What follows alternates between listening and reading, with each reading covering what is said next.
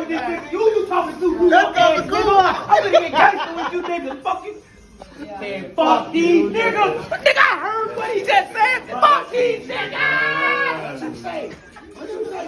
Take the knife off the AK. Cut these niggas. Fuck wrong with y'all? Y'all love these niggas, but we want murder. Yeah.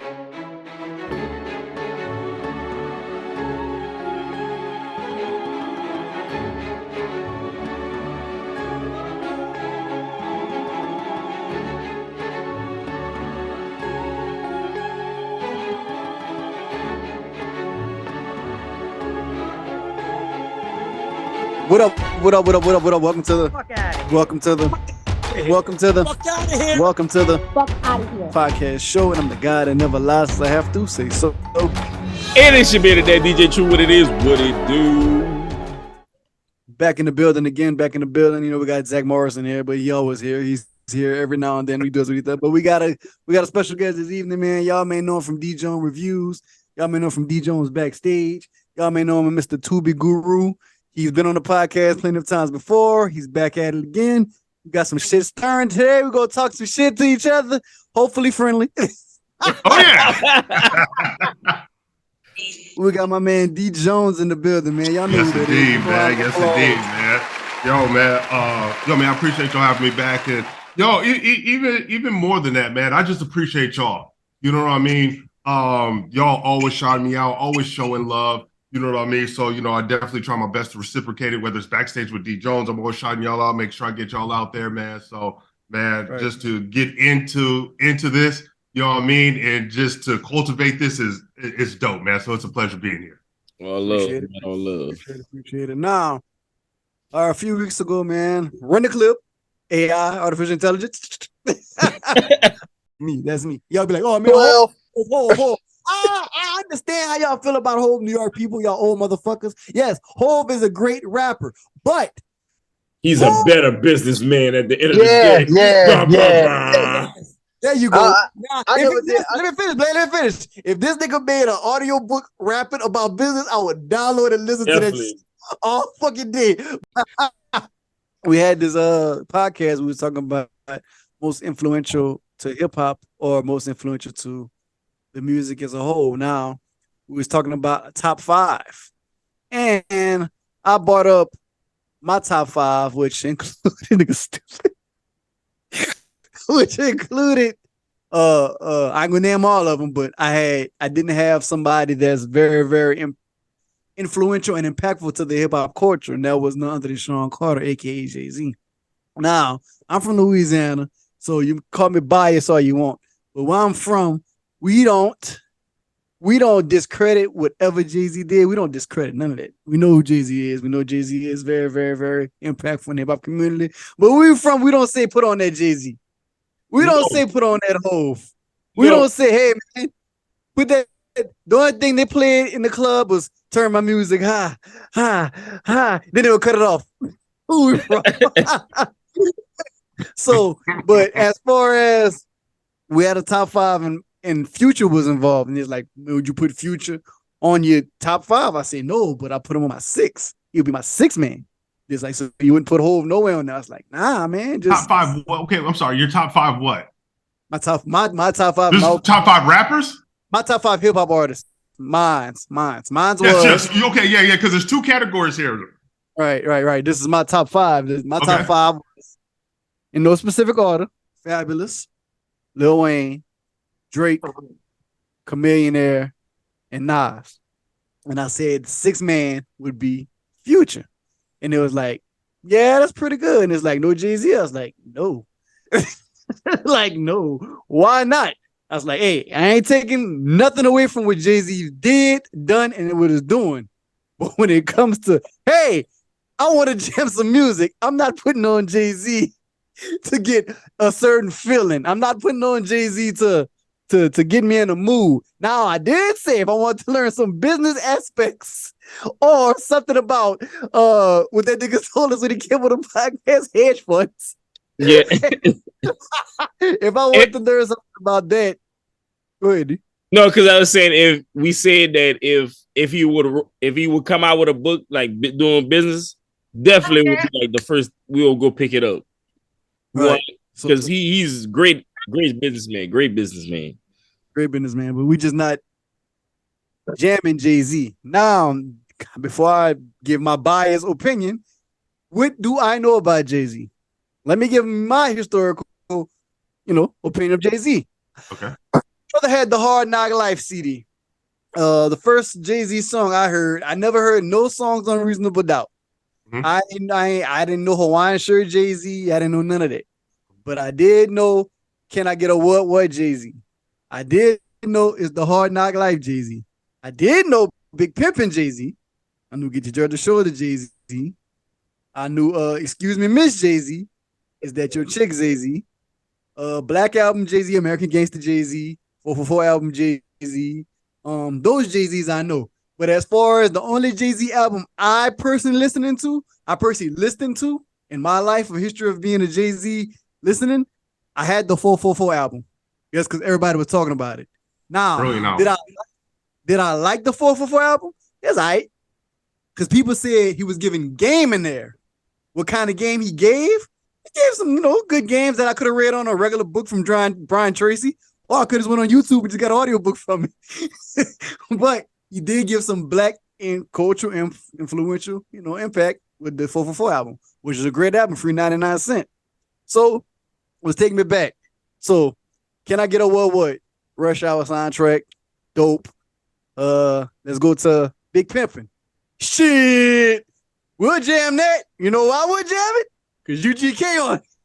And I want to let me add, I don't want to be biased, but everybody knows, like, if you ask the people from the South who the verse and like who had the Pimp C got the best verse on there. All right, I just want. All right, cool. Yeah, cool. I can be up to that. Pimp C got the best verse. Jay tell you Pimp C got the best verse on there. That's why I went back and recorded another verse after it. You see, I didn't know. Some Pam Anderson Lee, MTV, Jam of the Week, Made My Money Too Right. Like that was an add-on verse. All right. He did do that on the music video. He did say that after Pimp C verse. You're right. Yeah. That was an add-on verse. Mm-hmm. Right, you're right. Is That Your Chick? Memphis Bleak song. But on the extended version, Jay-Z raps 3 times or 2 times. Because in the extended version, Jay-Z's go first, Memphis Bleak, Twister, and Jay-Z go again. Mm-hmm. I'm thinking it was originally a Jay-Z song, but Jay-Z and Timbaland got the relationship. Best verse to me ever Jay-Z ever did was that verse right there, Is That Your Chick? To me. Even though you had some hard other bars. Let's go to the diss. Nas didn't ruin his career. Ether wasn't that hard when you look back at it now, but at the time, in 2002, it was like, yeah. Damn, ho. How you gonna come back from that? Did he come back from that? He did, with success. Not lyrics, not bars. Success. Oh, shit, Dijon say you got it. I don't know. Success. The takeover? It wasn't bad.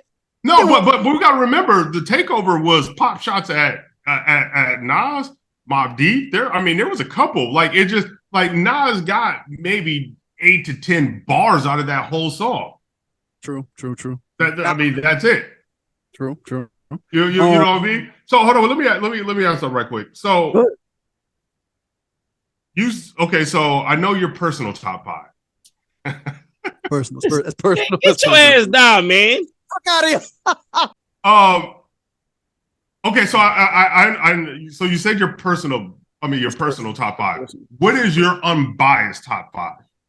Unbiased top 5. Okay. That's your unbiased, right? Like you got your personal, but then what's your unbiased one? Unbiased top 5. Okay, I'll be specific.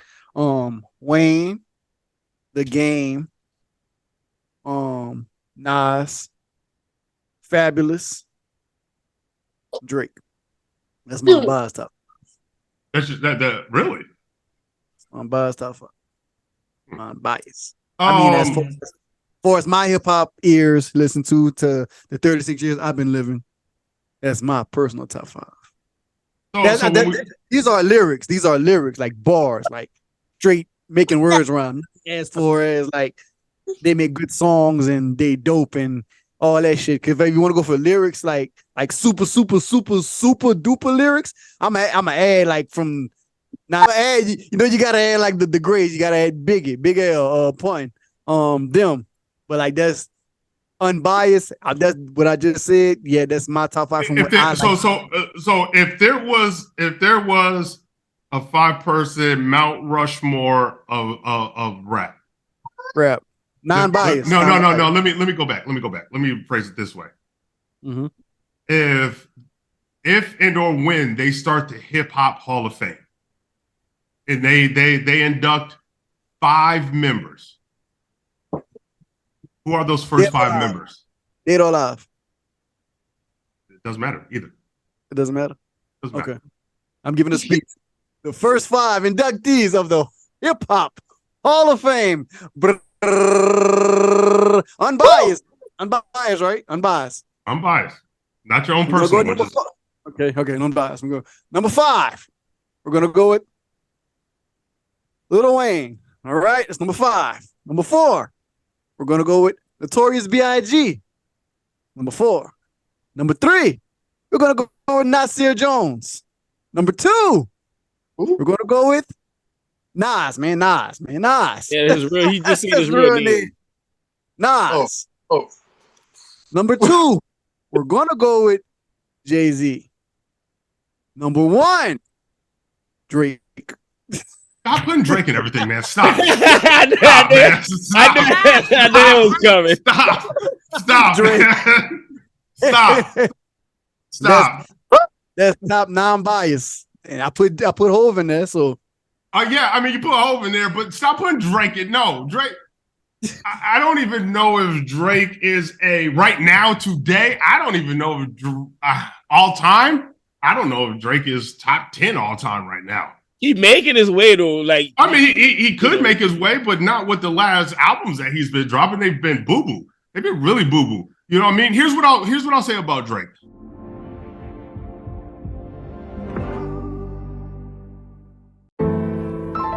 You don't know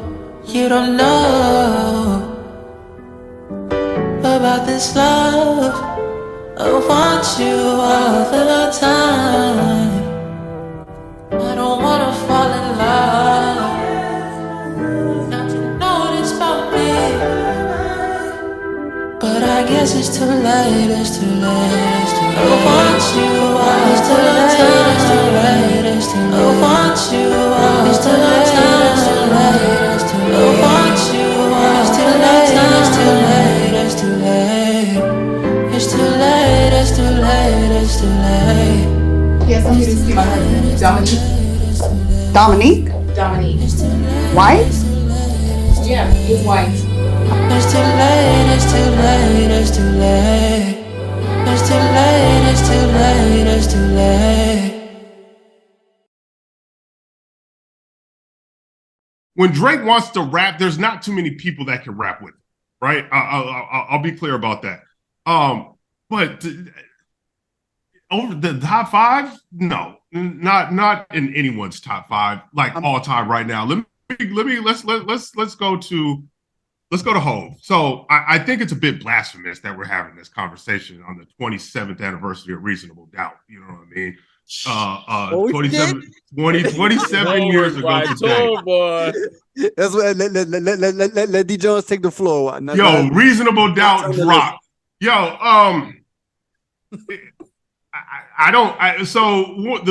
What intrigued me about your post is when you're saying you would take Hov. I mean, you're taking Future over Hov. I don't see it. Let me tell you what. Future's not even the best rapper in Atlanta. He's not even the best rapper. He's not even the best rapper in the South. Ever. Is Future better than 3 Stacks? Rapper. Is he a better rapper than 3 Stacks? No, he's not. Is he a better rapper than Killer Mike? But I gotta work with you. T.I.? Jeezy? No, he's not better than any of those people. Is he better than people in the South? Is he better than J. Cole? No. Ross? Scarface? None of these people. I'm not a fan of Scarface, so I'm gonna say yes for Scarface. That just me my bias. That's what's right. Is he better than Wayne? Of course not. No. Is he better than Jay Electronica? Oh, y'all, hey, y'all are taking your man from Louisiana? I know what Jay Electronica is. I'm just not a fan. Oh, man, he's straight from Louisiana. Y'all like taking Jay Electronica? I'm not a fan of him. That's the one you did Erykah Badu, huh? The one Oh yeah, he was with Erykah Badu. Mm-hmm. Yeah, okay. Yeah. So I say all that just to say, like, bars wise, just rapping wise, it's Future. You're right. Bars wise, even in influence wise, there's no category outside of like toxic nigga music that Future beats Jay-Z. That is it. If Future got joints, be clear, he's mad creative. But is he in the ballpark in the world of Jay-Z?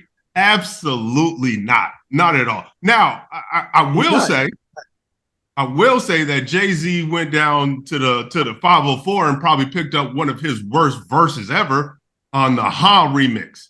Yes, that was bad, and that's being a whole fan, right? That's me being objective.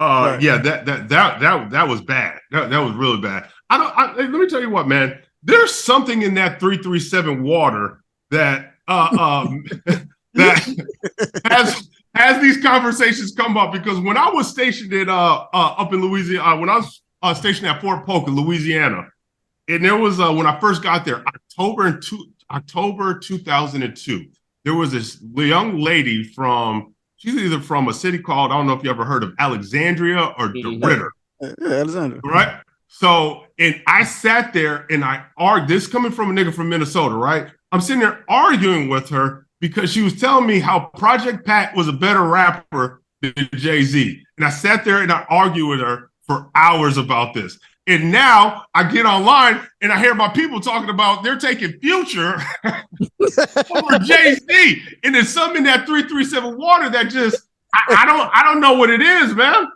We're not gonna discredit Mr. Project Pat on the FOH brand. Project Pat is one of my favorite rappers as well. But I'm not gonna say he's better than Jay-Z. But Project Pat is one of my favorite rappers. He's not better than Jay-Z. Like I said at the beginning, we go categorize each reason why. So as far as lyrics, of course Future ain't better than Jay-Z lyrically. Of course not. We all know that. I think is more people looking at it what Future doing and how he doing it, as from when he first started, just everybody gradually just started like doing what he was doing. So it's like they looking at it like he got this culture of what he do. He brung people along because they were following along with him. Not saying what Jay-Z is not drinking purple Sprite. No, it's just the whole flowing and everything. Right. Because it's like, you got to think about it. It's like he came and he was doing it.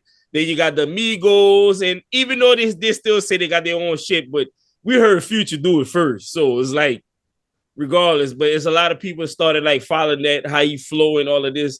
So he been doing it for like years. So it's like, you can't say that he ain't bring up a quarter people that came after him. They started following what Future was doing, just like with Jay-Z. Jay-Z came, there was like, oh shit, the bars and all of this, and he had people following him after him. So it's like it's more of like a recent shit because Future is dropping and he out. Jay-Z is more like, you're not seeing me rapping. If I want to rap, you gonna see me get this $1 billion deal or whatever.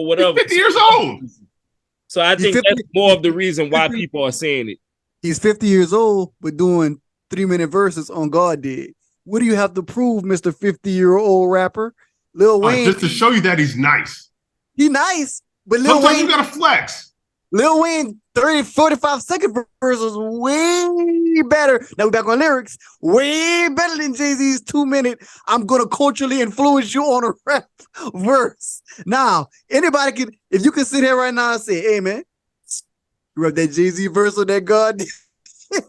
Everybody be like, to me, that was a story. Like he was telling a story about his homeboys and making them billionaires or whatnot. It's like, man, these children don't want to hear that shit. Like I'm not.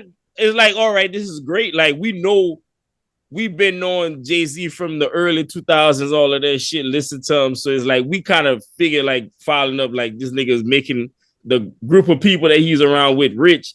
But it's like I don't want to hear that 3 minutes on a record that you saying God did, and it's like, all right, Hove did, like, all right, and it's like New York niggas eat that shit up. Them niggas, dog, even though that's y'all, but New York niggas eat that shit up. Like, dog, that's like, all right, that's not okay, that's cool. Like, he kill it on a Memphis Bleak feature. Like, that's not that good. Like, that's not that, like, oh my gosh, like, I gotta lose my mind because this nigga rap for 3 minutes. All right, cool, dog.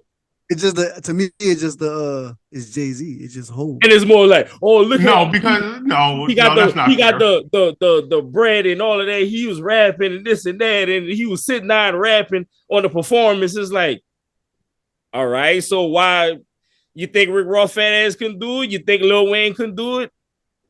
Y'all just, he got 3 minutes. That man didn't want to stand up for 3 minutes. He's 50 years old. He like, nigga, I'm sitting my ass down. You're right. You're about to get every single last one of these bars. That's what you're about to get, right? Because Jay-Z on that verse, yo, it's super. You want to know what's dope about? Well, before I get into that. Is T-Pain better than Future? What we talking about? T-Pain made songs. No. We gotta before we get into that, is T-Pain like as an all-around artist, or are we gonna talk about separate categories? Correct, because I mean T-Pain raps and he sings. Yeah, okay. Let's put it like this. To me, no. Yeah, I don't like the rapping shit. I just like the songs that the auto-tune shit. Like that's my shit. That's the T-Pain. You grew up on listen to T-Pain and Love It Was Stripper and all the other shit like that. Auto-tune shit was the shit. Like, I don't want to hear that nigga rap. When him and Lil Wayne was doing that shit, I'm a rap and I sing. No, nigga, no. I bring that up because Future to a slight degree has a bit of T-Pain in him. You know what I mean? With the auto-tune, and you know what I mean? And T-Pain was immensely successful. You know what I mean? And T-Pain got records. I'm talking about T-Pain. T-Pain got records. Yes. You know what I mean? I can make a decent argument that T-Pain's a bit better than Future. I think Future regionally hits hard. You know what I mean? But not globally? Not go. No. I think T-Pain has further reach than Future, and that's not to take away from Future because Future's nice. Future's super nice. You know what I mean? But in terms of impact, I think that on a broader scale, T-Pain has a bit of a bigger reach. But go back to God did. Hov, here's the beautiful thing about hip hop. Hip hop's not that old, right? Like hip hop is probably maybe going into its 60s right now. It's 50. It just made 50. Well, everybody is still celebrating the 50. Yeah. Right. So we are one of the first generations that get to grow old with hip hop. And so to see the growth and the evolution, you know what I mean? Because we don't want to hear 50-year-old Jay-Z talking about what young niggas is talking about right now, right? So we having the luxury to grow old, and God did. He's really painting the picture from where I came from to where I'm at now. There should be no reason why I'm here. But while I'm here, let me tell you how I did it. Nigga, I'm nice, right? Like it's the intricacies in there that made that verse like super dope, right? But again, could Wayne do that? I'm sure. Let me tell y'all something about Wayne. Let me tell y'all something about Wayne. Do that.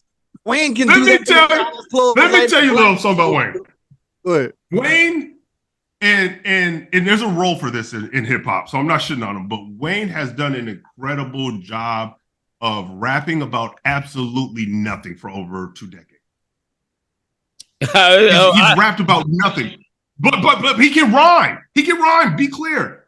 He can rhyme, but he raps about nothing, which is okay, right? He can just show his verbal ability, but he doesn't rap about shit. Same thing. One of my favorite artists is Push. I love Push. That nigga raps about cocaine. He's had 2 decades worth of just talking about cocaine. That's it. And I love that shit. Right? So I'm not saying it in a bad way, but Wayne raps about nothing. Zero. I disagree. I mean, you get maybe some records. Carter. Disagree. Part of 3? 100%. Wayne does not rap about nothing. Wayne can rap about anything. Wayne has so many styles. He is a group. Wayne is one He of has those. styles. I agree. Exactly. I agree, but he's not rapping about shit. Wayne cannot rap about shit, and he can rap about shit, and he can rap about taking the shit, and he can rap about shit that he's about to do, and he can rap about shitting on other rappers. That's what makes Wayne Lil Wayne. Now, as far as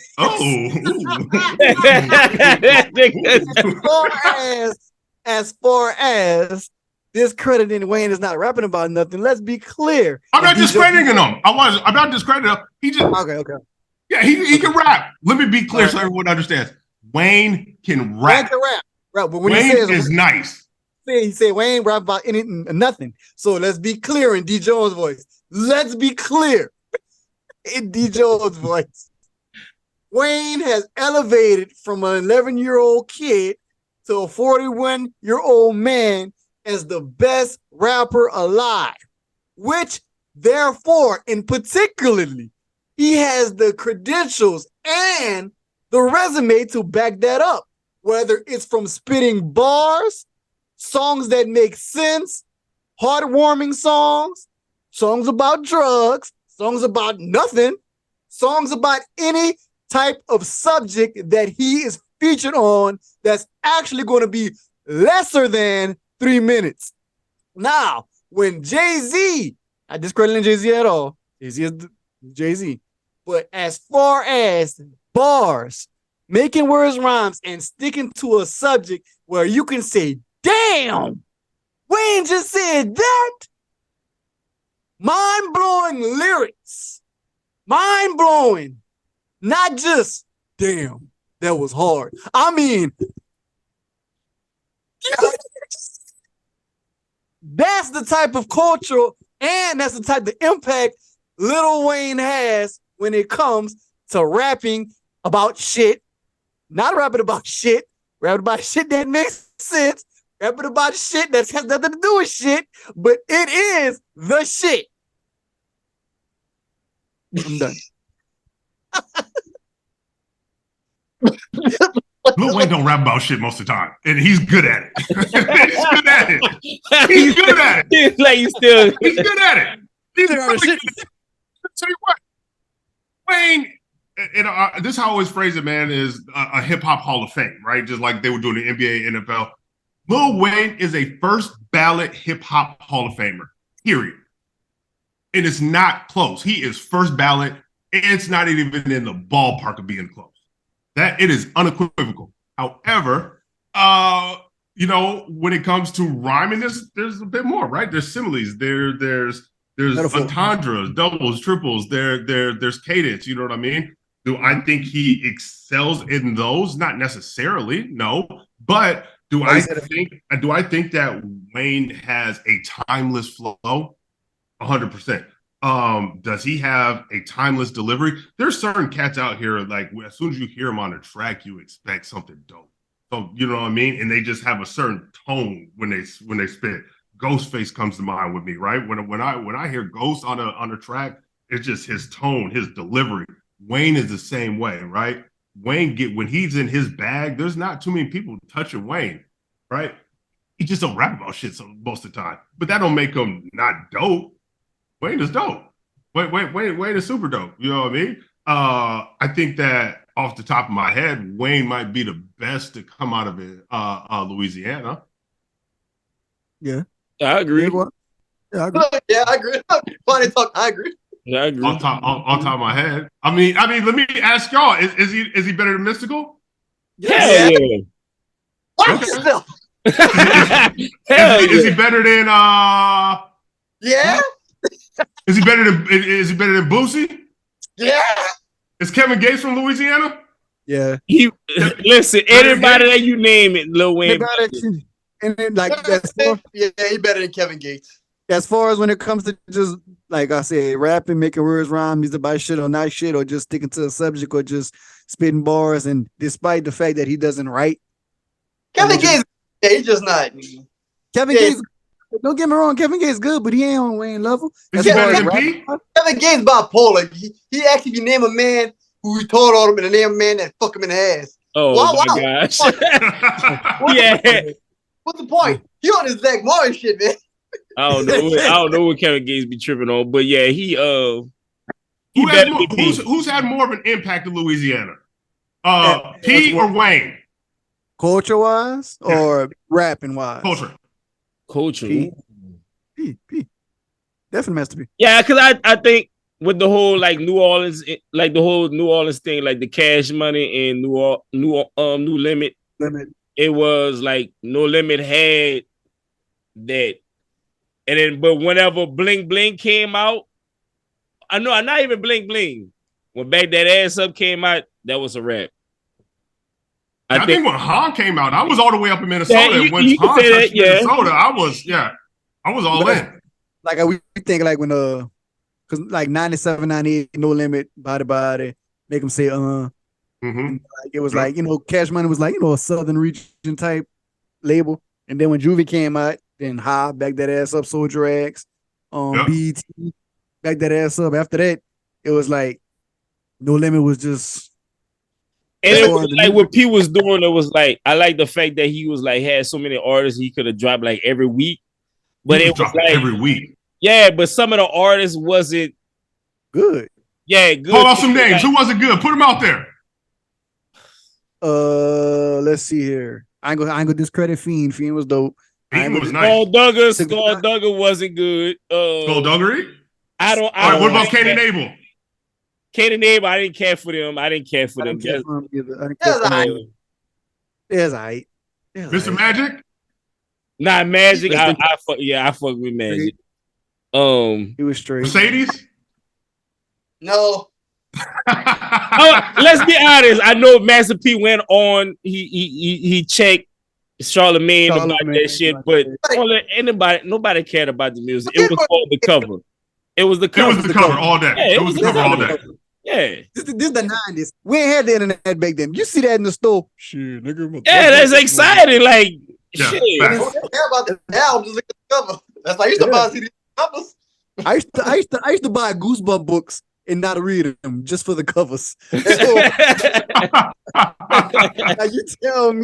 you tell me a 16, 17-year-old kid going into Sam Goodies and see somebody bent over in front of a Mercedes.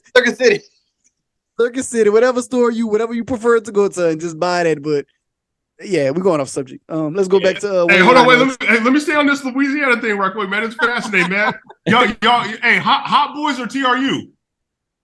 Hot boys. If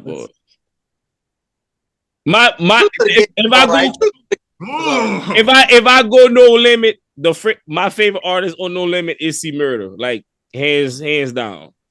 And like for me, don't get me wrong, I grew up on Cash Money, so like I knew what No Limit was. I grew up on Cash Money, like not No Limit, 94, Ice Cream Man, The Last Dime, Ghetto D, all them. Like we heard all that. But as far as like what I got into, 1998 to 99 to 2000, Hot Boys, Cash Money, Big Timers, Lil Wayne, How You Love That, Volume 1, Volume 2, The Block Is Hot, Chopper City in the Ghetto, Chopper City Volume 1, The Block Is Hot. That's my first CD I bought, Lil Wayne, The Block Is Hot. That's fire. Man, listen, man, for Halloween, it was me and a couple of other dudes that I grew up with. We wanted to be like them niggas. We was dressed, grabbing our mama's bandanas and dressing to be like the Hot Boys. So it's like that's how we grew up. Yeah, right. Yeah. That's like generational thing almost. Yeah. Right, yeah. Don't get me wrong. We was jamming No Limit, but like Cash Money just had that. In middle school, we had a whole beef. Niggas was like No Limit, niggas was Cash Money. It was a beef thing. What? Like, that's how it was. Like, yeah, it was that. Like, niggas was making fake Cash Money pieces with like whatever they could have made, and niggas was making No Limit shit. Like, that's what it was, dog. That's how big it was. How we grew up. Like, it was big. It was that serious. Like, yeah. The No Limit and Cash Money thing, but like my mama, I remember buying my Cash Money piece in Biloxi, Mississippi. I seen it in a fake jewelry store, and I said, I got to get this, and my mama bought it. And I went to school like, yeah, nigga, what's happening? I got a piece. Like, you know what I'm saying? So that's how like you influenced them niggas nigga was. go to Nigga came to school talking about, yeah, I met baby yesterday, man. You say, I like what you're doing. What You know what I mean? Nigga out here with a whole Cash Money joint. For real shit. So we don't discredit nothing Master P did, but as far as like what they did for music and what they still do for music, Cash Money not trying to sell cereal. They selling music. They got the most influential artists. Hold on. I can't. But you still got it. Look, dog, I'm telling you, right? It's serious, dog. It's serious. It's serious, dog. Listen. Serious, Cash Money dog. ticket, man. So like, we don't discredit that Master P did, but just from going back to Cash Money, No Limit, Lil Wayne, and Who Stayed, Who Left, how he took a label and put it on his back with just being humble, and to what he did for other artists, the Nicki Minaj, the Lil Waynes, from what being humble and not taking it away from him, not fucking over him with money and all that stuff.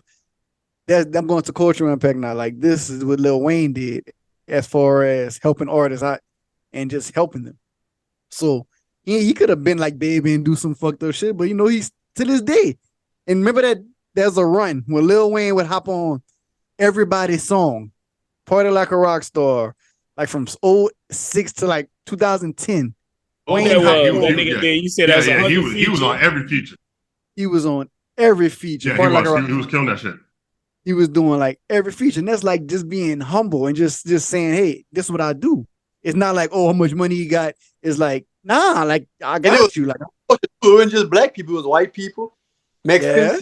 Oh, everybody. Yeah, that's why I say I think he said it in the interview. I think he said he did like 100 features, and I think it was like 77 of them songs. Like they still like they out. Like yeah. So that's what I'm saying as far as culture and pay. Even though people think about the money, like how much I'm getting, I don't think where it was like that. It was like, what you got? Give me, like, boom. I'm gonna help you out because I'm Wayne. And like, not saying Jay-Z never did that, but like, at the beginning of the career, Jay-Z did what he had to do. But I'm saying, like, as far when he got to that level of stardom and that he don't have to do, just like he didn't have to get on God's Dead. Wayne didn't have to get on these upcoming artists. So yeah, he had the Ali Chopper song that it just came out. Okay, wait, are we talking about? I don't know if we're talking about the same person, because let me tell you what, goddamn Wayne was getting jerked there for goddamn years from Baby, right? And so now you got to ask yourself, what responsibility does Wayne have to then take, knowing that he was in a bad situation, to bring Drake and Nicki in there? And I mean, let's keep it a buck, man. And Tiger got records, right? It's funny or not, Tiger got records, right? Yeah, so he brought these individuals into a fucked up situation where Wayne was fucked up in the situation. Thanks. You know what I mean? So the money's never been right, allegedly, or you know what I mean, or whatever, with Cash Money. You know what I mean? Where Baby and Slim, they say their business is that's they do business another way. You know what I mean? So do you think Wayne should take any responsibility for bringing, like, Drake had to, you know what I mean? You see, he didn't go back to Cash Money when his deal was up. He was out. Same with Nicki, same with Tiger. Like, they all left. But like, wasn't he with Young Money and that's Wayne, or was Young Money, which was signed to Cash Money, which was signed to Universal. Push said you signed to one nigga that signed to another nigga that signed to another nigga. Now that's bad luck. Right, you know what I mean? Right. So, but that's business wise, that's just him not knowing the business, or him getting fucked over by somebody that he trusts. Like, he just putting his trust in this man, Baby, who took care of him damn near his whole life. So he not thinking it. Like, Juvenile left, he was smart. He knew what was going on. BG left, they knew what was going on. Manny Fresh left, they knew what was going on. Wayne, I'm gonna just take this label and fuck the money. I want to keep Cash Money alive. So I'm gonna drop these squad up mixtapes. I'm gonna create Young Money. I'm gonna do all this, and look what it led to. It led to the Nicki Minaj's. It led to the Drakes. It led to the Tigers, the little Twister Bongs, and the other girls, the gutter. The yeah, we don't got to mention the mother cats. We right. You're right, but yeah. Shout out to Corey Guns. Corey Guns with the one hit, but like it is what it is, man. Like he led, and everybody know Wayne is like the most humblest dude, and like he ain't go just fuck over nobody and be like, oh, but what the fuck you talking about? I can't no money, boy. He be like, oh, let me look into it. You know, I'm really into it. Where's that baby? You know, with daddy, my daddy, I let my daddy. So, but that's but why we on Lil Wayne? Here's what I've never understood about Lil Wayne. Lil Wayne been relatively wealthy, if not rich, since he was what? 14? Yeah, 14, 15, yeah. So why start blooding? Shout out to all the bloods out there. I don't want no problems. But why turn into a blood nigga? You been rich your whole life. Ain't no reason. Like it makes no conceivable sense to me. That gotta be dealing with Mac Tindem. That's what No. Because he said if y'all go back and like go back the years that he was in teenage years, he been rocking red flags. I think it wasn't. I think he didn't put it out there, like he didn't make it like a big, like, oh, I'm blood, until like niggas like a Mac 10, and you started seeing it more. You started seeing it like more gang members. Like I'm a Crip, I'm a blood. Cause you seen Snoop, everybody knew Snoop was a Crip, but he wasn't like, I don't think he was like, it wasn't like out there to be like that was a cool thing. Now it was more like, now it's like niggas thinking it's so cool. And it's not cool.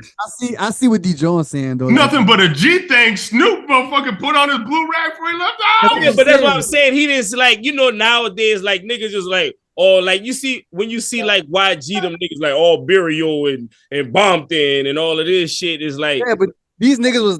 I see what D. Jones saying because these niggas was active before rapping. Wayne there you go. Yeah. Wayne like, been rapping all his life. D. Jones saying, when did you have time to gangbang?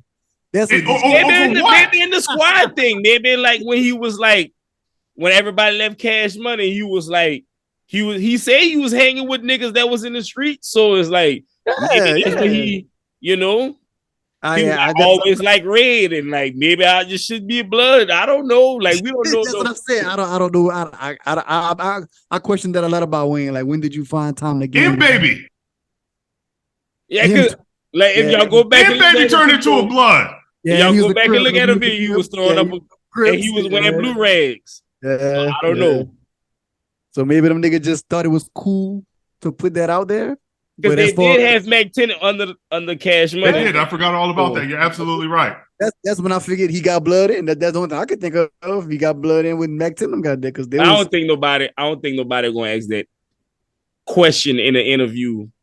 Nobody gonna ask Wayne that question because he would give. I don't even think they gonna ask Birdman. No, I mean, ain't none of us really valid enough or have the credentials to ask that. You know what I mean? Like, we not blood, right? Like, yeah. But I mean, and that goes for everybody. I don't understand why Chris Brown's blood. I don't. I think that's a culture. I think he just got into that when he moved to LA. I think that's what it is with these niggas. Like, they probably like they go somewhere, be hanging with these niggas, be cool, and wind up street niggas, and it's like, you know what? We ain't gonna jump you in, but you like you in it, but you not in it, but you can rap. I don't know, like how they say it.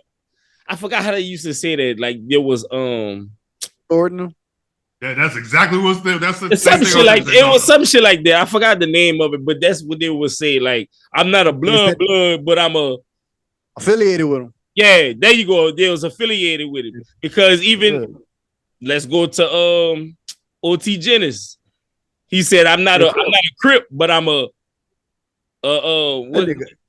affiliated." Yeah, I'm affiliated with the Crip. So Crip. Like, he Crip walk and wear blue rag and that nigga Crip.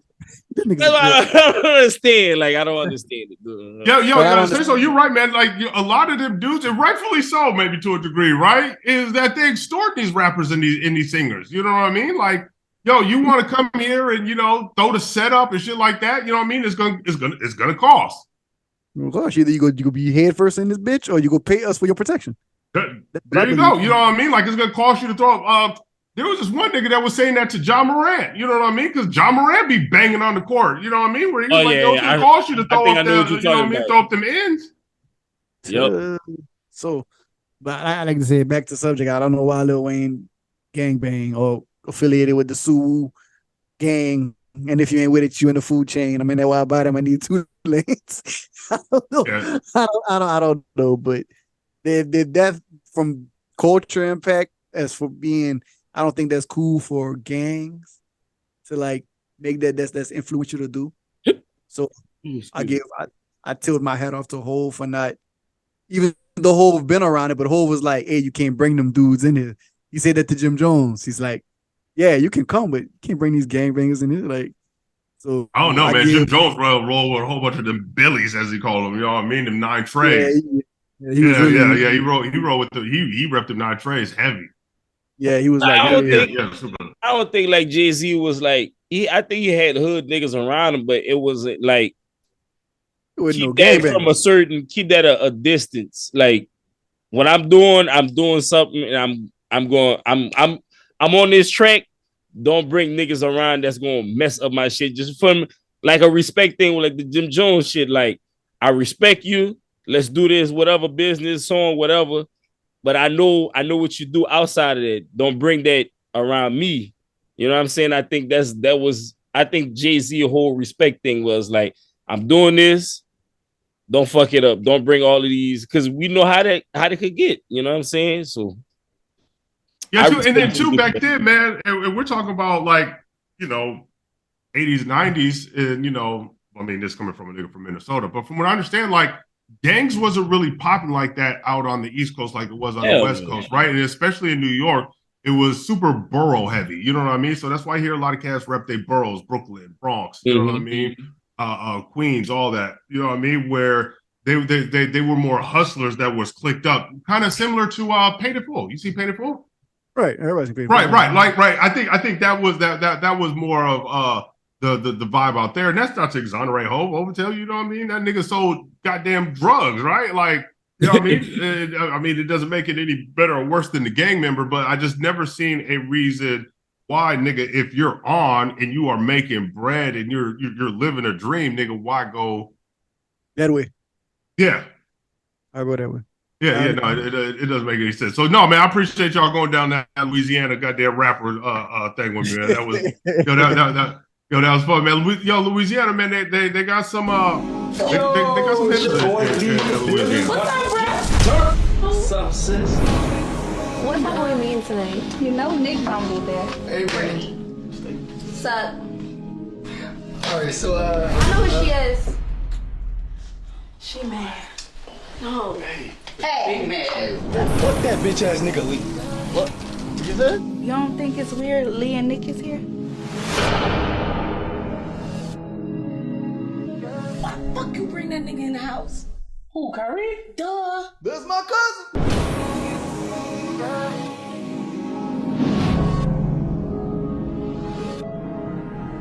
Damn, boy.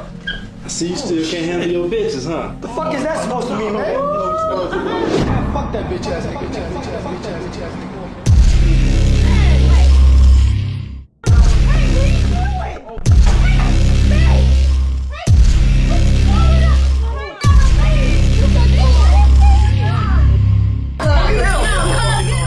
I know you didn't motherfucking kill my nigga. I told you about your whack ass friend. Jay!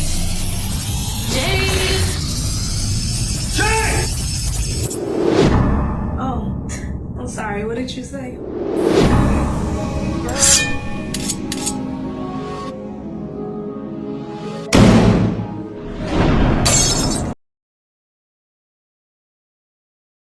Huh? Is Webby from Louisiana? Yeah, Baton Rouge. Yeah, Baton Rouge. Yeah. DR, yep. But, hey, shout out to Brother Ali and Atmosphere and all the Minnesota rappers out there. I ain't forget about y'all. Yeah, shout out to all the Minnesota rappers. Who? Oh man, I'm forgetting the whole. Oh, Bus One, Leroy Smokes, and whoever else I forgot. That was nice. I never heard of none of these people. That's why I just let us. Hey, you want to know who you have heard of? Let me tell you who you have heard of. You ready? Yeah. I knew there's Prince. Prince. You got damn right.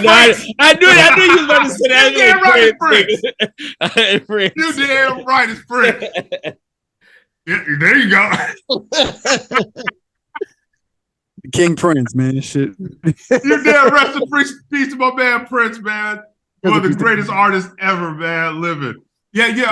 You know, I think, man, when it comes to, you know, the future, whole shit like that, man. The thing about hip hop is that it's all about the new, like what's new right now. You know what I mean? So for a large segment of people, Jay-Z ain't gonna be their thing. You know what I mean? He's just not. You know what I mean? Like they missed. You had to be outside when Jay-Z was popping. You know what I mean? To really feel it. And like you said, Sayso, like this nigga's like, I don't want to hear this nigga rap for 3 minutes on this song. Nigga, like, sure, it does nothing. You know what I mean? But to an old nigga like me, you know what I mean? That should move my soul. Right. And ain't nothing wrong with that. It just, you know, when it comes to keeping up with the time, basically, it's like I'm not gonna stay somewhere and just be biased about it. Even like when it comes to new music, like I grew up on a lot of Houston music, like Slim Thug, Chameleon, Paul Wall. Like I grew up on that too. I'm not gonna challenge all these little new Houston niggas, the Travis Scotts and the Larry June and all these people. I'm not gonna say y'all fucking trash because y'all don't know about real Houston or real Texas music. Hold on, I gotta correct my homeboy because you don't know. John from Dallas. Yeah, okay. No, he's not from Texas at all. He's from the B. LA. He's from the B. Oh my god. Yeah, wow, it's all right. It's all right. I got you, my dog. I got you. Well, anyway, who else I said? I said Travis Scott. He's from Houston. Kirk O'Banks, all these people, man, who came out of Houston. We don't, you know, we keep up with that, but you know, I'm not gonna discredit what y'all doing just because, you know, I'm used to a certain type of sound or something that made sense to me, because they could look back at that and be like, nigga, that shit was trash. It's like we can look back at early 80s, early 90s hip hop, like the B, the L, the M, and the L is in the T's, but seeming the B. Like, you know, basic ABC rap.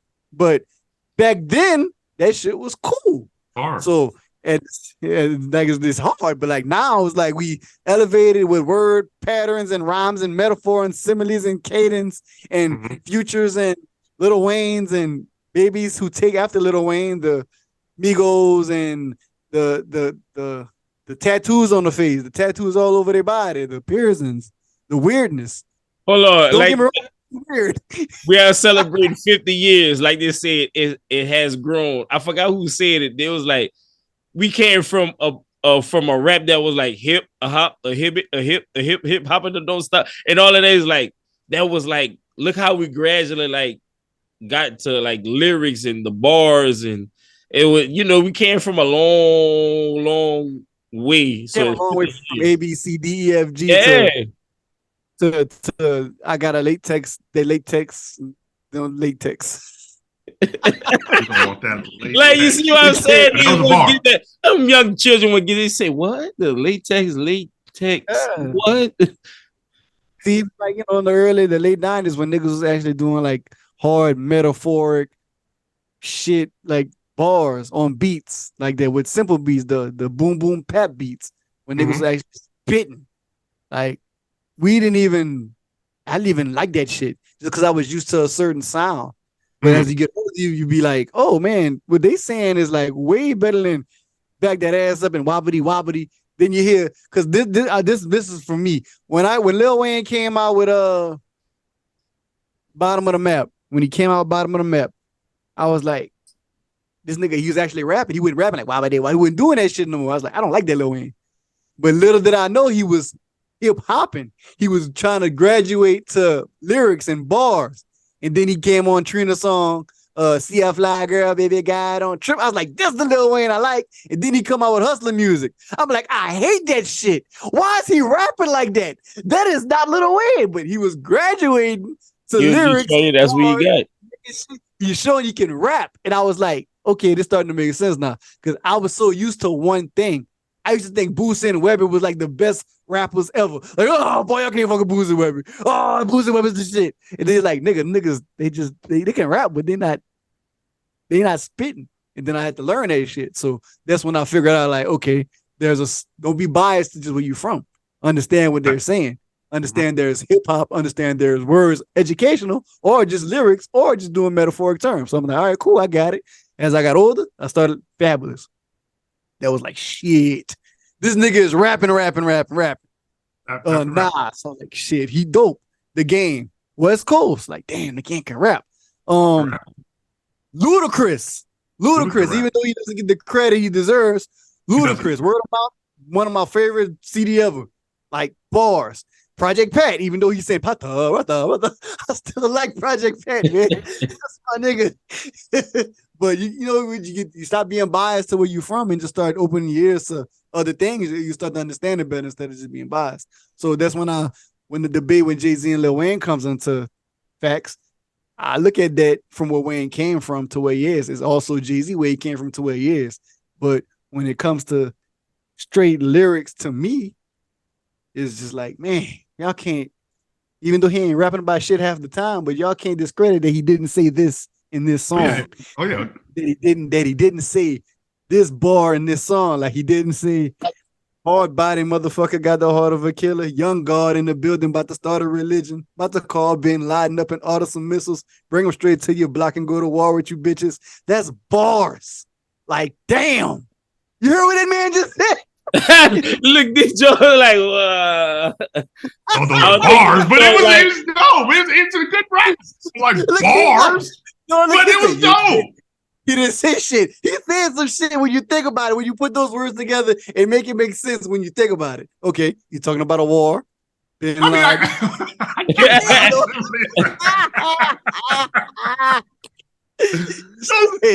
I'll say in my opinion.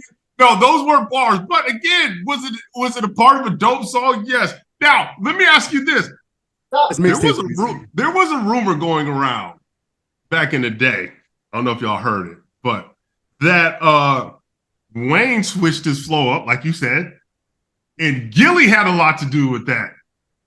Yeah, I heard it. Dude, what do y'all think about it? Like y'all think Gilly had something to do with? I did, because like when he said before he got there, they were just wobbly. And then he got there and it was like the bull. I saw all that. Like when he was talking about that. I feel on the Carter and Flip. Right. I feel he had some type of Carter and Flip. And he had more of an East Coast type flow on the Carter. But he was with Jules Santana and them too. He was hanging out with them. And he said, I just watched I forgot what interview that was. I don't know if that was with Missy or that was with All the Smoke podcast. But he said that he was like influenced by like a lot of New York. Like he wanted to rap like that, but at the time, like when he couldn't do that because you rap in New Orleans, like you Louisiana, like ain't nobody know that New York shit. Like, you know what I'm saying? So I think gradually we started seeing, you know, the feelings started coming around and all these, you started seeing him. Yeah, so because an interview Juvenile said when Lil Wayne was small, Wayne was rapping like, you know, he said Turk would go and they'd be like, wobbly, shoot a nigga, bang, bang. And Wayne would come spitting some raps. And like, Baby was like, no, don't talk that shit. Don't say that. And then Juvenile pulled him to the side and said, hey, you rapping, keep doing it. He was like, Baby don't want to hear it. But he said, you keep doing that. He said, because that's the shit that's going to make you successful.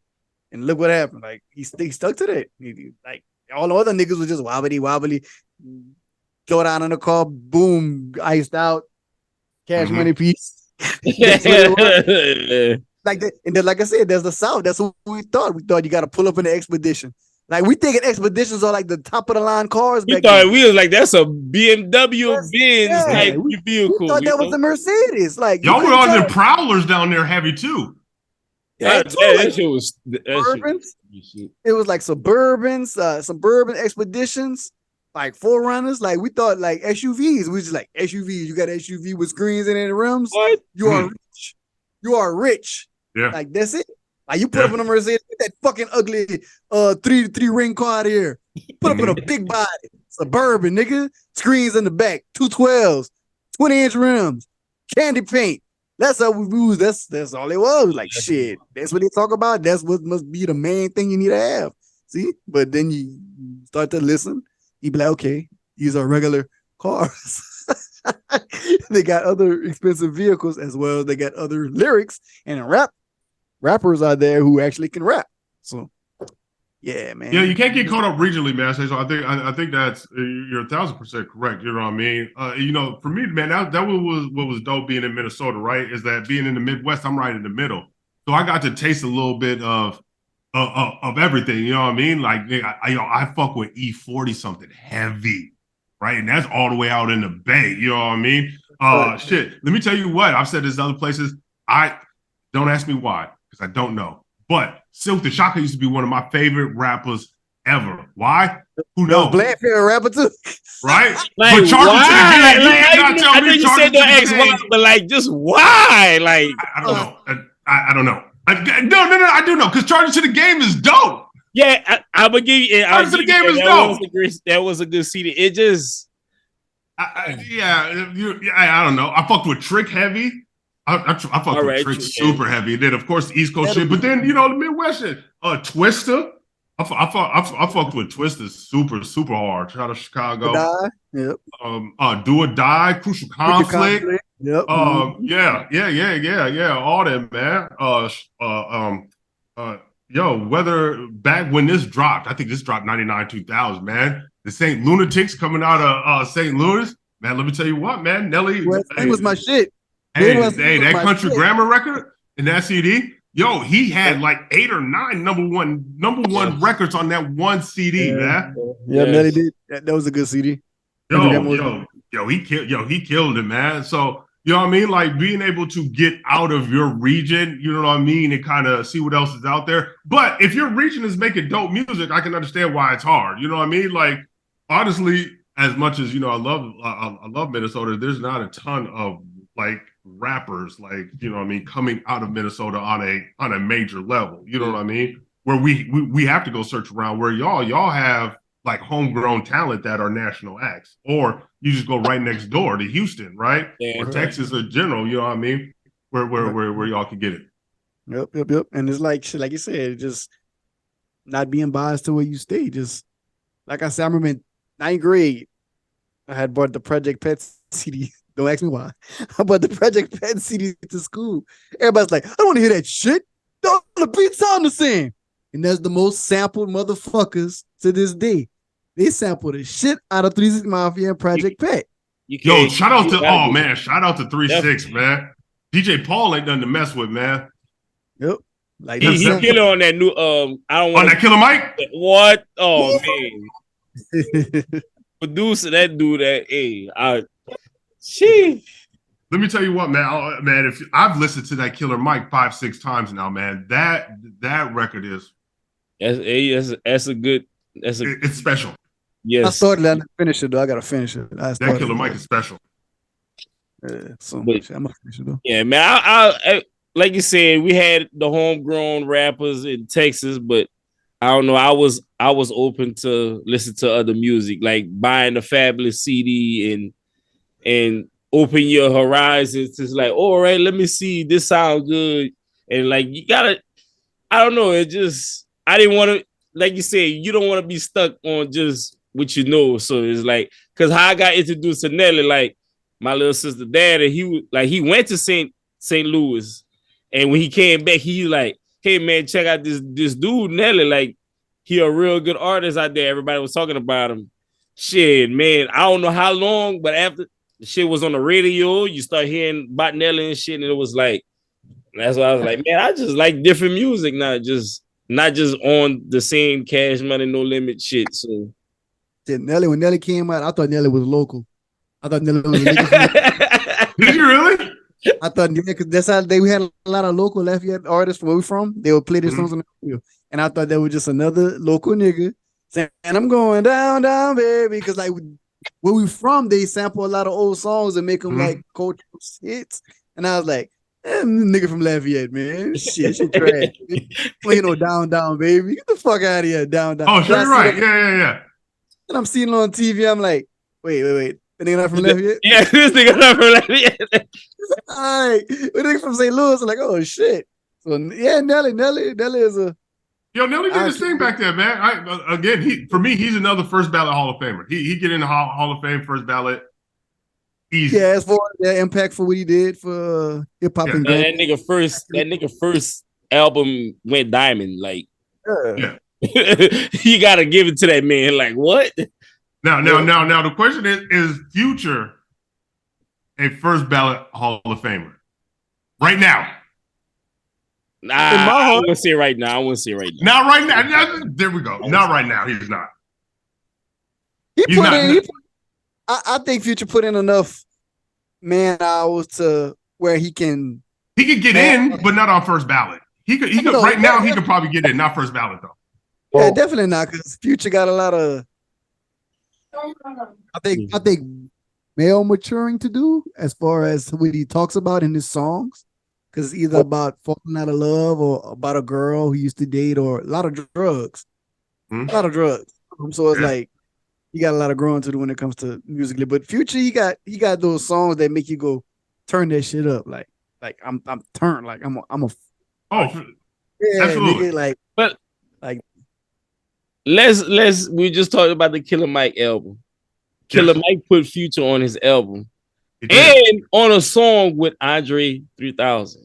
Facts. But y'all gotta know the history about it. We all know. Well, we all know. The dungeon battle. They were all down in the dungeon, though, weren't they? Yeah, we all knew that about the city. Yeah. But it's just to say, like, he still Killer Mike didn't have to do that, but somehow, some reason, he knew. Let me be my bias a bit. Yes, he did. No, I don't think he didn't have to do it at all. Yeah. But it's like he could have asked Big Boy to be on a song with knowing what it. That could have been an Outkast track, you know what I'm saying? But he went to Future and knowing that. So you gotta give Future some type of. No, he gets mad love, and you could a lot of times, man, you could put Future on a record, he's gonna make it better. Yeah, 100%. Is he in the stratosphere of Jay-Z? No, absolutely not. Right, but who is? Nobody is. You wouldn't want to put, even though they had the song with DJ Khaled, Future with keys, but that's just a hook. But as far as man, you could take Future off that shit. Take if you take him off, who you gonna put as a on? Who you gonna put? Nigga, us four could be on there, nigga. nigga, us four could be on there. Get Future off of there. And you want to know what? Let me say this. It might not be his fault. Whoever wrote that hook is just repetitive and annoying. It's just no. You can't put Future like Future wrote. What Future wrote for Beyonce? Drunken Love. Yeah, Drunken Love. Yeah. Or Drunken Love for Beyonce. So like even when you just put him as, he can do all around. Shit. He wrote Body Party for Sierra. That was probably one of her biggest damn songs. Absolutely. Like, Future got that cadence, man. And just not with the rapping about drugs, like love songs. Future got that. That's very, very, very, very impactful. Like he got that. He can, even though like, from sounding to talking about drugs to even just go, hey, baby, like he got it, man.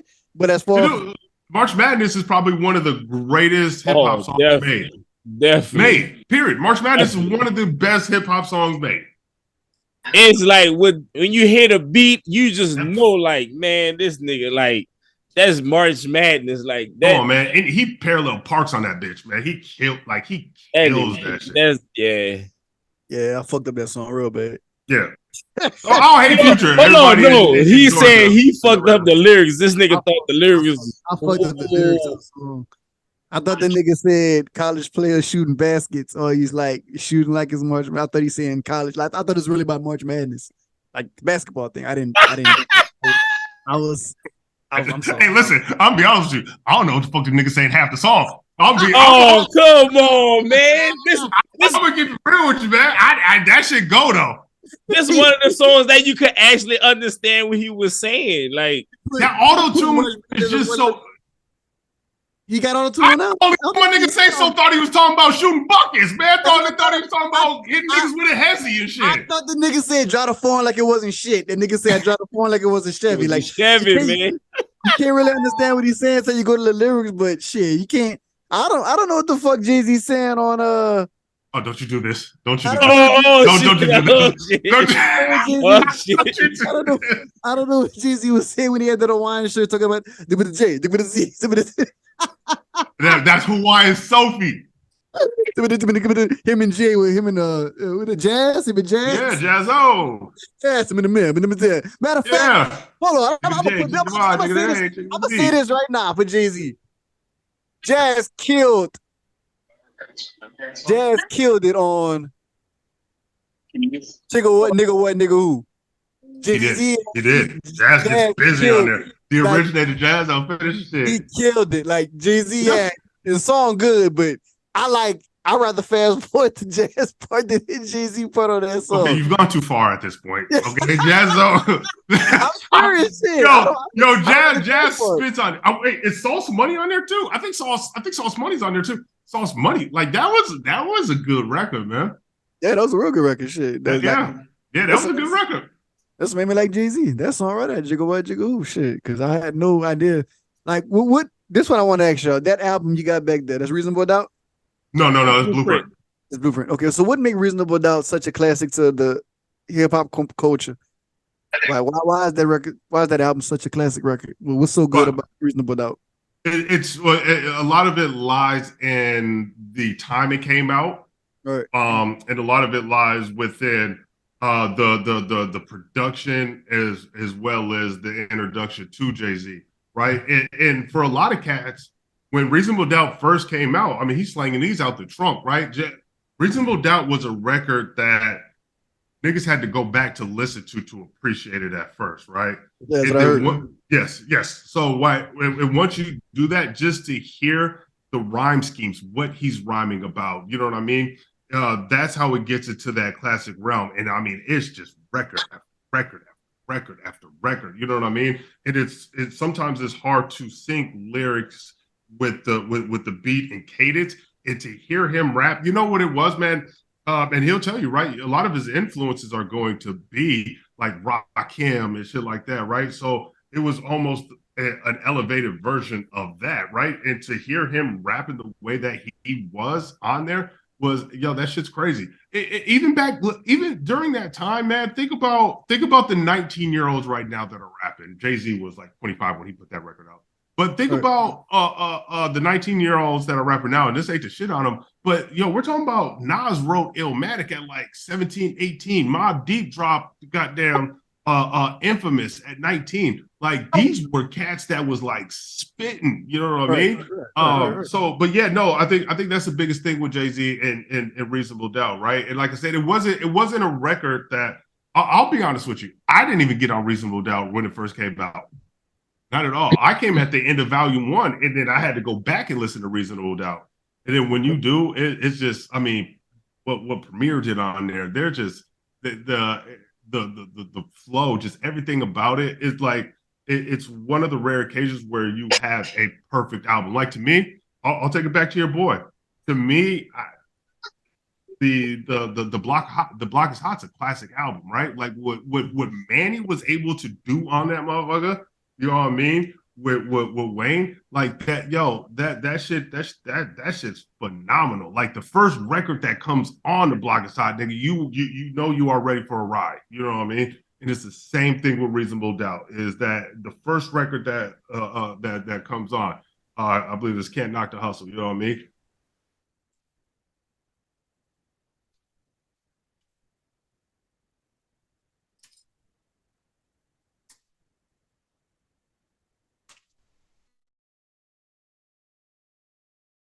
You have to set a scene, right? And you have to take your viewer on a journey, right? You have to get them emotionally involved and connected in what it is that you want to have come across. And that's what that record did specifically. Oh, see, I didn't know that. See, I still to this day never listen to the Reasonable Doubt album. And will I do listen to it? Probably not. Oh, no, you can't do that. I'll give it a chance because I listen to a lot of music. So I'll give it a chance. I'm gonna listen. You got at least give it a chance. I'm gonna give it a chance because like I said, it took me. I actually downloaded the 444 album. So like, and I used to listen to it like back to back. And that was like I had a playlist. So I was like, I said I can listen to Jay-Z song albums 6 times a week and still not recite one fucking bar this nigga can say. But I can you're doing it intentionally, and I don't like it. I can listen to it. I don't like it. I can listen to a Lil Wayne or any new artist. I'll listen to Gunna and Young Thug album this week. I remember one of Gunna songs to the back of my head right now. Like I remember it. And like I didn't even like Gunna, but I can remember because I kept playing it. But with Jay-Z, it's like I don't know if I can't just get his rhyme pattern or get the way he rap or how to like spit it, except on Is That Your Chick? Like I can write, that's probably one of my favorite Jay-Z verses. So yeah. I can rap that one. But like as far as what he's hit on 444, I guess just basically a listening audio book to me. Just to like listen. I think that's an interesting way to put it. You know what I mean? I tell you what, it is it's the most open he's been, right? Like because a lot of it like the record on there, Kill Jay-Z, right? That's where he's talking about, Kill Jay-Z, with Sean Carter. That is, I think, the most personal he's been on an album. You know what I mean? We have this thing falls deep. I don't think he's ever this thing was getting busy. Yeah. So I think evolution is the key. I'll tell you what, for your boy, and then we can pivot subject if you want. I think that's what I'd like to see from your boy Wayne. What's up? Is an evolution. Elevating them, like not just making words rhyme, but actually making sense. Like like letting us into a bit more into his world a bit. You know what I mean? Because if we think about some of our favorite artists, we get to know them eventually intimately through their music. You know what I mean? I don't know if Wayne has given us a chance to get to know him intimately through his music. Now that you say that, it makes sense. He hasn't let us know like how he feels personally through music. He just, like you said, you got a subject, something you're thinking about, something you're going through, you're right about it. But like as far as like intimate of how you feel, I don't think he did. I think he did. Didn't he say something? Yeah, he did. I mean, some, but just like it's more into his personal life. What song he did, Blaine? He did the song, "Think Be Close to Your Pops." I know. God, niggas can't get it. Pops. I was rapping about all them niggas. BG, Lil Turk. Oh man, did I miss my dog? Yeah, no, they ain't miss my dog, man. What about his daddy? I don't know. I never heard that song. I think he got that one joint on the Block Side. Look, I don't curse, but in this verse, man, fuck the world. You get moments of it. You know what I mean? But just for me, I like to hear more introspective Wayne. You know what I mean? I get what you're saying though. Like what Jay-Z did on 444, like more of what he had going on, even with like Beyonce and. There you go. Yes, there you go. It was a lot more personal. Yeah, like Nobody Wins on the Family Feuds and Kill OJ and Legacy, all that. Yeah. See, I listen to this album. There you go. I listen to it. All right, man. Off subject, then we'll get back on subject. What did you think about? I didn't watch the review, so I didn't know. What you thought about joint custody? Oh boy. Okay, let me say this because that review's dropping, man. And shout out to Devin Bray, Jr. Man. Oh no, I only dropped the teasers because I got this other project that I'm about to drop. But let me I'll say this. You can say what you can without giving away. Yep. I'll say this is that matter of fact, hold on, DJ. I ain't gonna cut you off. I watched them. I liked it. Was it better than PPP Loan? To me, it was. No. To you, it wasn't.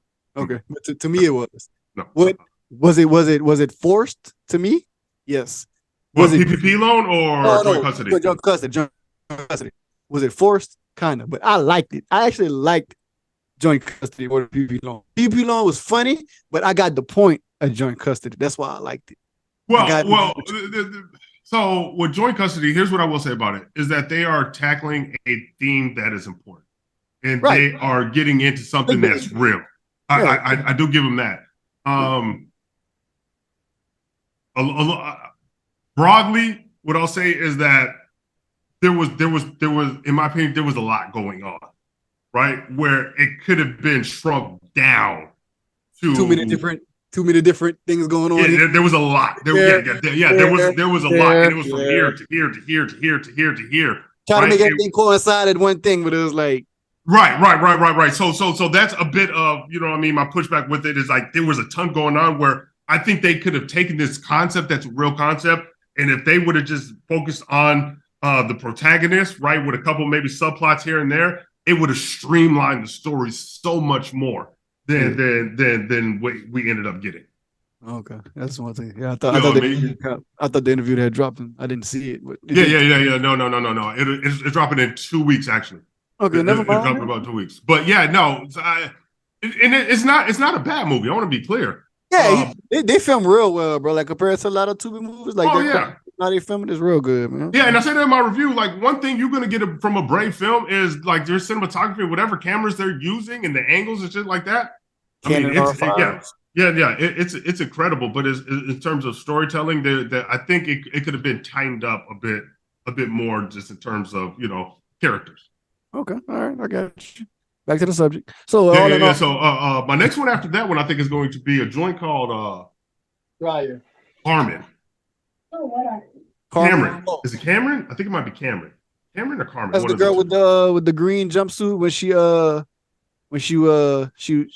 at home with her parents. No, it's Cream. I'm thinking about Cream. Yeah, this one is called like Carmen, I think. Carmen or something along those lines. So that would be the next one after this. But when is this? When y'all releasing this? Tomorrow. All right, yeah. So I started. I got something cooking up, man.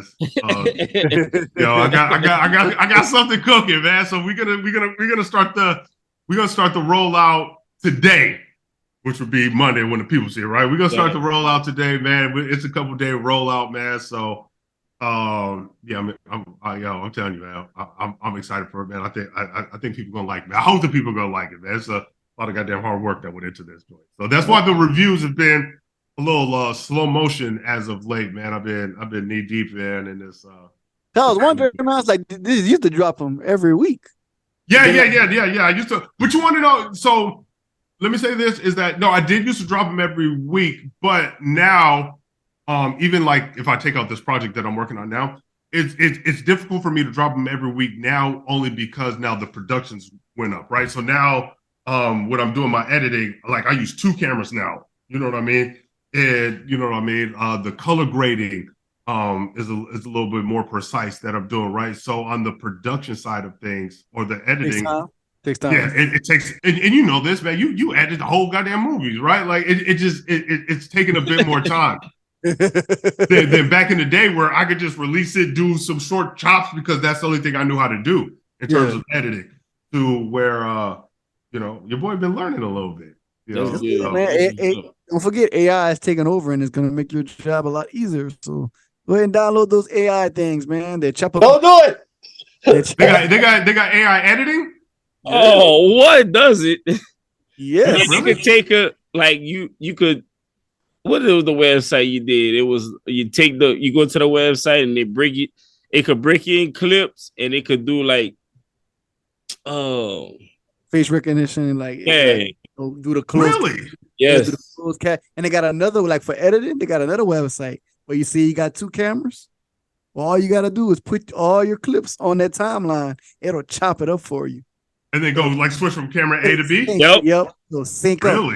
It'll chop it up for you. Don't do it. They're going to come in your house and kidnap you. Yo, I'm kind of with you. I don't know if I like that though, man. That shit crazy, bro. Crazy though, but it's like very, very easy. Like matter of fact, they're about to do a artificial. I don't know if I shared this with y'all, but they got an artificial video editing where you can type something in, like say I want B-roll.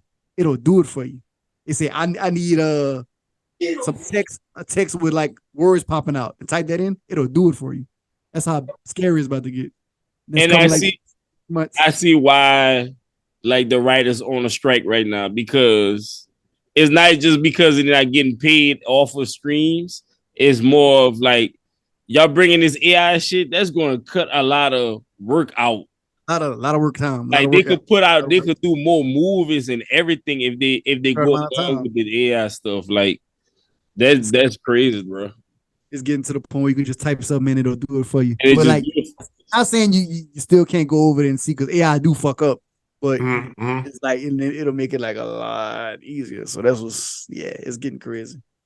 I think there's a personal touch that goes with editing or filming, like when you do it yourself, right? Like there's a bit more creativity that goes into it. That's what I said. I said I would never like use AI to edit a movie because they might miss something I wanted to see. Yes. I put something like, oh, that look cool, but what if I wanted to use this clip? That's why I would never use AI to edit the movie. But as far as audio, I definitely fucking use. Or like posting clips, like, I'll definitely use. Yeah. I can see that. Definitely using it. Definitely. But like, as far as editing the movie, you can't. Don't use. I'm telling you, don't use AI. It's cool. Yeah, or the writing portion of Yeah, it. like I enjoy scripts. writing though. Yeah, like even the scripts and stuff like that. That's like, I don't think they could do it, but you still need, like you say, you still need that certain touch, like that real life into. Yeah. The artificial will tell you, please don't do that, sir. You're right in the movie, but don't do that shit. Yeah, right. Yes, right. Because a lot of people are watching you for your tone and your style of writing. You know what I mean? And I don't know if AI will be able to capture like that portion. Hell no. Definitely. I think AI more for like if you want to send a resume or something. Man, yo, that's right. If you want to impress somebody with like a fucking job interview or resume or something, like I ain't about to use AI to do no movie, man. That's crazy. So, but then the day, man, that's all I got, man, with this hip hop culture thing. Yo, that was fun, man. Yo, let me tell you what, man. I talk hip hop any day, man. Oh shit, I am with it. That's cool, man. But let's let everybody know, man, what you got going on future wise. So tell about D Jones backstage, man. Man. I appreciate you, man. So we got backstage with D Jones, man. That's just kind of, I felt like the reviews could only go so far. You know what I mean? So it just gave me the opportunity to really crack a mic and just really get out here and talk to people. Sayso and I was talking off mic about my man Nelson J. Davis, man. Shout out to him. Shout out to Nelson. Getting to meet cats like y'all, Nelson, right? Like to me, this is the part that I think that was missing from what I was doing was getting to know more people that are in this field, and that's what Backstage with D Jones does. We still got D Jones reviews, and so it's gonna drop that day. Yeah, so 4th of July, 4th of July. So some specials happening. Some specials happening, man. So just stay tuned for that, man. Follow me on at D Jones Reviews. It'll all be on there, and I'm gonna walk you through this process. But it's gonna be dope, man. It's something that I've been working on. Oh man, close to a year. Close to a year behind the scenes. So it's a dope project, man. Man, we gonna get a D Jones Tubi movie or what's up, man? I don't want to blow up the spot, but it kind of sounds. No, hey, I can tell you that. No, hey, listen, man. As much as I might review or critique them, I can't write a goddamn movie. You know what I mean? So, no, but it's gonna be dope, man. And once it's out, man, I'd love to come back on here, man. We definitely. Hey, anytime, dog. Anytime. Let us know, bro. Let us know. We do this shit every Sunday, same time, same place. Oh yeah, I peep y'all. Hey, listen, Monday mornings, man. I have my routine, man, and I got y'all subscribed on the YouTube, and y'all pop up, man. So I always pop in to watch it, man. So absolutely appreciate it. Because all we need is 200 subscribers to get nominated. yo, look, real quick. I didn't know because I just got on YouTube. That monetization bar is pretty goddamn high. Yes. That shit is high. Like for real though, like I was watching somebody, like I went to the Black Effect Podcast Festival, and it was like, you get 50,000 views, people start hitting you up for ad space. Like that's when the money come in. Like you can start off with $300 a month to $10,000 a month to $50,000 a month. I was like, and that's before you get to 100,000 subscribers. Would y'all put ads on here? Like if y'all got to that level, would y'all put ads on here? Yeah, shit, it bring it. Yeah. We do it on the audio too, because the audio stuff just not even YouTube. Like the audio, like when like certain brands, like they were like stop in the middle of your podcast and do an ad drop or some shit like that. I'll definitely do it. You know what I'm saying? So it just, you got to get to that certain level when they start seeing what they could do, benefit their company off of the views and stuff that we have. So I said, man, it's just till that time come, but we down to do it. All we need is that one viral post where somebody reposts our shit and it just. Listen, it'll only take one. Is it? Yeah, because when we did the when they dropped Power Goes 9-10 episode, we did the review shit. That was the most viewed episode we ever had. It's still going up. Comments, yes. Like that was probably like the most interactions and subscribers we got just off that one episode. Because that's something like people usually clickbait for like what's going on in the world or something. We genuinely like Power. So we did it because we genuinely liked it. Like it was all personal. We did that shit. And shit, the first thing. That shit was shooting up numbers. I was like, hold on, wait a minute. Then like shit. I bet you that's such a dope feeling when you got one and you just see it and you see it cooking. Yeah, that felt good. I ain't lying. And to go there like every day or something and you see the numbers gradually growing, and it was like, and it was I didn't even see the comments, and it was like, bro, look at the comments, like they going in the I was like, oh shit, like this is what's up. So actually watching our shit live and interacting with it, it was like cool. No, that's just fire right there. Even when he was saying, even when Sayso was like, if y'all want the link, like hit me up, like hit us up in the DM. Shit, people was like, man, send me the link. And it was like, damn, y'all really like, you know what I'm saying? So like you gotta subscribe to the channel, screenshot it, and send it to our DMs, and we'll send you the link. And it was doing it too. So. Yo, that shit's fine. Yo, can I ask y'all a question before we get out of here? Listen, I will go around. Hey, to you know, this is the FOH podcast, man. You know what I mean? Fuck out of here. So my question to y'all is: are we showing sympathy to these people in the sub, or are we telling them get the fuck up out of here? What are we doing about these submarine people? All right, let me see this. Rest in peace to the people who died and lost their lives in the thing. But fuck out of here. Because the reason being, I'm saying that is because I found out that some other people died, some immigrants died on a boat headed to America, like 600 people, and they died. They didn't got like type of as much news or as much exposure as these 5 billionaires that died, and that just showed that they looked at who has the most money, who get the most exposure. Then these regular people these people in this submarine died instantly. These people who was on that boat, they suffered and died. I was like, man, that's not because cool. they said that they didn't suffer. Like it just blew up. Instant impact, like they just died. Like boom, they just died. Like no suffering. But these people who fell off that boat, they suffered and drowned and suffered and died. So it's like, man, that's fucked up. And that's crazy because I never heard about that, but for what I heard about the Titanic situation, the billionaire's son, he didn't even want to go. He didn't want to go. And the only reason why he went because that was daddy, because make his daddy happy. And he wanted to he just wanted to make his daddy happy. And this man, 18 years old, lost his life because he didn't even want to be. And his rich ass daddy wanted to do the stupid shit. Probably didn't give a fuck about the Titanic. Like, why do y'all give a fuck about a fucking old ass boat? The fuck y'all want to go see? I think it's just what. I'd rather them go fuck around with the Titanic than keep on trying to go to Africa and unbury the goddamn ancestors and finding mummies and shit like that. Like, leave them people over in Africa. Let them stay buried. Stop fucking with them. Y'all keep going down to the Titanic and go mess with them. Go mess with them white people. And you know what's so crazy? That just happened and people lost their lives. Damn, Derek, dog, you was about to expose the world, dog. Y'all know what's going on in the world. Yo, cut him right off. They cut him off, man. If y'all didn't catch him, man, they cut my guy off, man. My guy was about to expose the Titanic, man. Oh, there you go.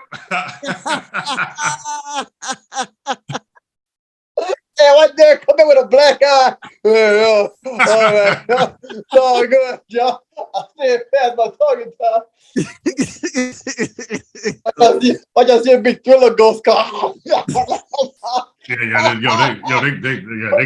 Oh, there you go. They was really beating them up. You've been on that shit too long. Since 9 o'clock.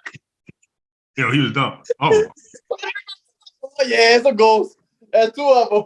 You got 2 of them. 2 of them. Oh, say, goddamn, we got somebody else popping in.